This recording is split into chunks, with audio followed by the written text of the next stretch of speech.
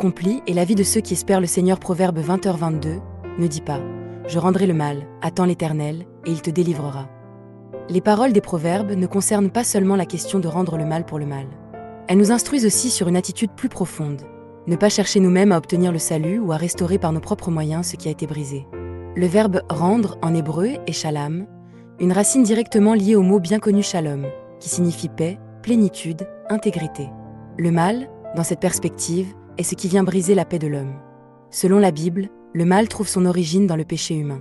La création, qui était au commencement bonne et harmonieuse, a été corrompue par la chute d'Adam et Ève. Pour que la racine du mal soit véritablement coupée, la dette du péché devait être payée. Mais aucun être humain n'est capable d'accomplir une telle réparation. C'est ce que la tradition biblique appelle la rédemption en termes qui, dans la foi chrétienne, est presque synonyme de salut. Autrement dit, le salut n'est possible que si quelqu'un paie à notre place la dette du péché. Nous nous trouvons dans une condition de faillite spirituelle, incapables de régler notre propre dette. Dieu lui-même doit intervenir pour nous racheter. Et c'est ce qu'il a fait en donnant son Fils unique, Jésus-Christ, comme rançon pour nous.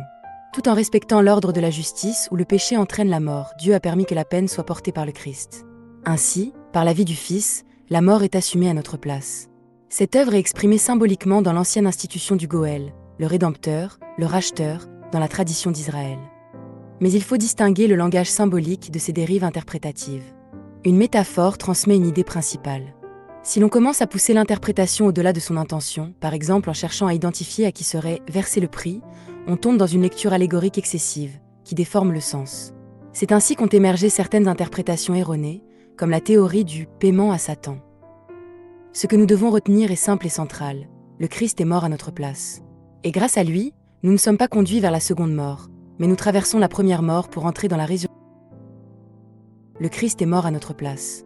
Et grâce à lui, nous ne sommes pas conduits vers la seconde mort, mais nous traversons la première mort pour entrer dans la résurrection et la vie éternelle.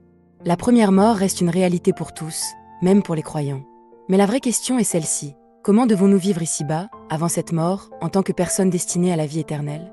Il ne s'agit pas de s'attacher excessivement à ce monde, mais de devenir des canaux par lesquels la justice et la bonté de Dieu peuvent rayonner dans une terre marquée par le péché. Cependant, cela ne peut être accompli par nos propres forces. Cela devient possible uniquement dans une relation vivante avec Jésus-Christ, source de notre vie, et par la puissance du Saint-Esprit. C'est pourquoi notre attitude doit être celle-ci, méditer la parole, prier, louer, adorer. Ainsi, nous demeurons dans notre véritable vocation.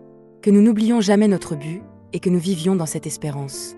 Au nom de Jésus-Christ. Alléluia.